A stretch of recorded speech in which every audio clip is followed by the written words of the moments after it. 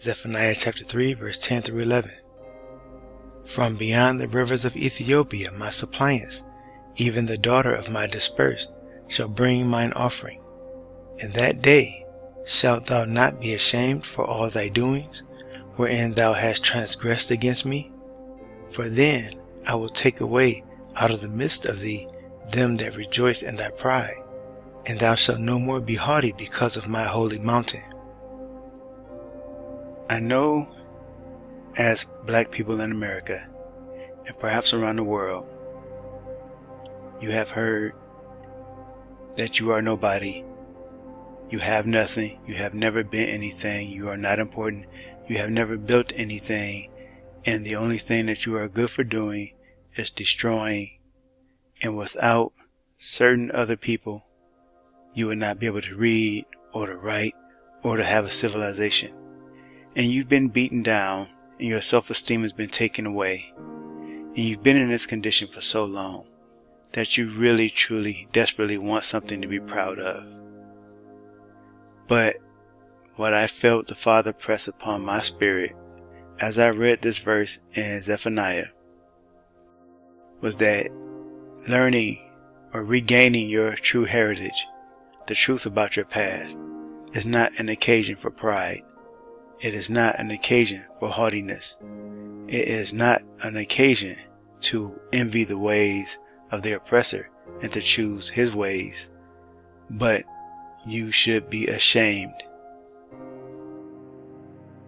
when you come to knowledge of your true heritage, of the past, of who you really are and where you are really from. You should be ashamed, not proud.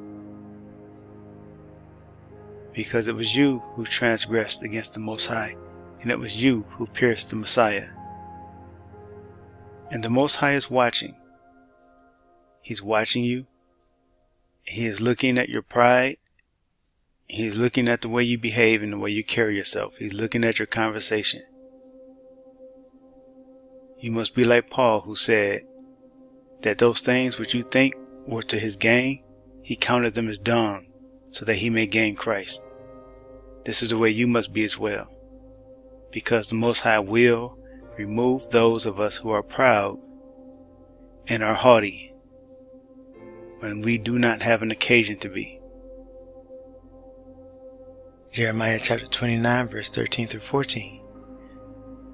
And ye shall seek me and find me when ye shall search for me with all your heart, and I will be found of you, saith the Lord. And I will turn away your captivity, and I will gather you from all the nations, and from all the places whither I have driven you, saith the Lord. And I will bring you again into the place whence I caused you to be carried away captive. This is a very, very, very important scripture. The Most High says that when Israel as a people turn back to him and seek him with all their heart, of course, with acknowledging the Messiah, saying, "Blessed is he who comes in the name of the Lord," then he shall return and turn back their captivity, and he will lift the curses off of them. Deuteronomy chapter 30 verse 1 through 4.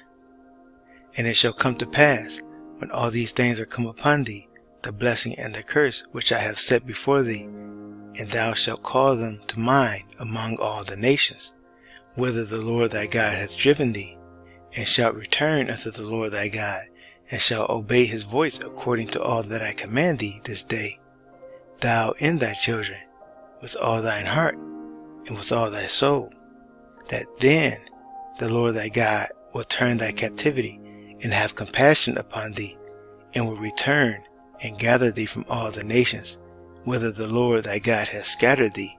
If any of thine be driven out unto the uttermost parts of heaven, from thence will the Lord thy God gather thee, and from thence will he fetch thee. Jeremiah chapter 30 verse 8 through 10. For it shall come to pass in that day, saith the Lord of hosts, that I will break his yoke from off thy neck, and burst thy bonds, and strangers shall no more serve themselves of him, but they shall serve the Lord their God, and David their king, whom I will raise up unto them. Therefore fear thou not O my servant Jacob, saith the Lord.